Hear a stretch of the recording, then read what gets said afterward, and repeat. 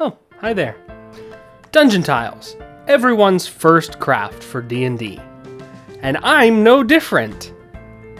Today we're going to be crafting these dungeon tiles. I know, super original. Every single person who makes D&D terrain starts with dungeon tiles. But there's a reason for that. They're really easy. So let's get started and I'll show you how I made my first set of dungeon tiles. Now to make these you are going to need a proxon. And I don't have one, so let's fix that real quick. Let's see. Proxon. Yep, there we go. Now that I've got a proxon, let's take some foam and cut it down to size. I made my tiles 3 inches by 3 inches. Using a T-shaped ruler and the grid on my cutting mat, it's pretty easy to cut out a 3 by 3 square. I want these to be magnetic so that I can stick them together real easily. So before I started cutting them up and adding details to them, I added some magnets. I start by adding holes on the sides of my 3-inch square pieces using a jig that used to be available on RP Archive. I printed this some time ago, so I don't know if it's still available or if maybe you need to be a patron now. But it gives me a guide for where to put the holes for the magnets. Just like Matt did on RP Archive, I take the nozzle of my hot glue gun and widen the holes a little bit.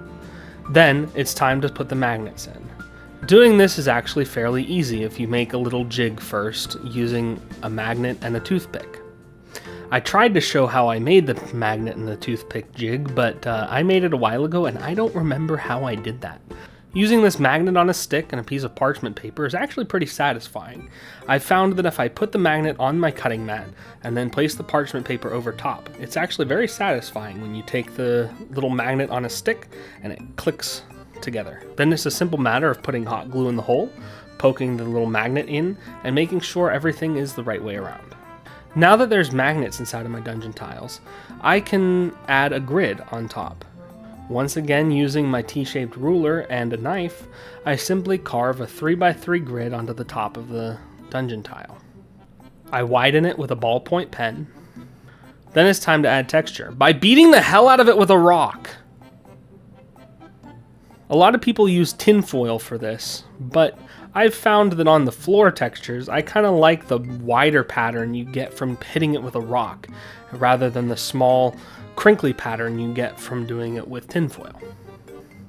Now I'm going to go around the edges of the dungeon tiles and carve the top part of it off at a maybe 45-degree angle to give it a little bit more natural of a look. It will make it more obvious to see where these pieces are connected when they're finally done, but I think that's a small price to pay for a little bit of extra character. Now that the dungeon tile is magnetized, carved, and ready to go, I hit it with a classic mixture of black Mod Podge. To make this, I just poured some Mod Podge out and added some black ink. Most people use paint, but I find that the ink gets it darker with less added material. I smother the dungeon tile all over with the black Mod Podge, and then it's time to just wait for it to dry. While the dungeon tiles were drying, I decided to cut out some wall pieces. Using a knife, I give this a brick pattern. And to give it a slightly different texture from the floor, I did decide to use a tinfoil ball this time. This creates a smaller, more pinpricky texture, as opposed to the wide, flat, big divots of a rock. Always remembering to paint in layers, I start by adding some actual color. Here are the colors I used. I used a burnt sienna, a yellow, and a light blue. Using a sponge, I stipple on some of the burnt sienna. Once that's dried, some of the yellow, and then I finish it off with some blue.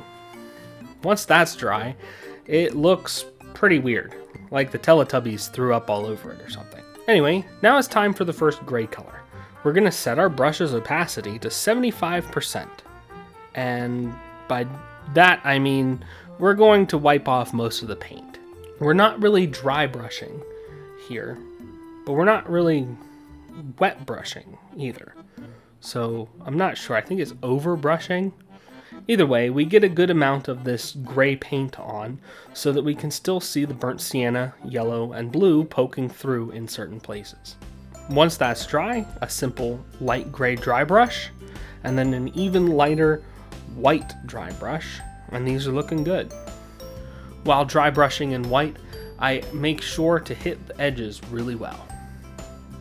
Now I've got some black wash that I made a while ago, following a recipe I believe from Black Magic Craft. I pour some out into a cup and then generously apply it to my piece. Once I've got wash on every single piece I'm working on, I go back around and soak up the excess using a paper towel. This makes sure that there are no excessively dark spots.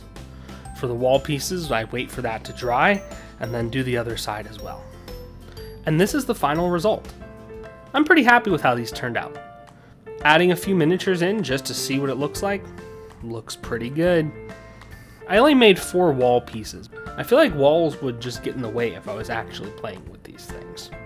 But that doesn't mean they can't be used as a backdrop, maybe on the side where the DM is. So that's my very first attempt at making a craft for Dungeons & Dragons. Now that I have this in place, I just need to find some players.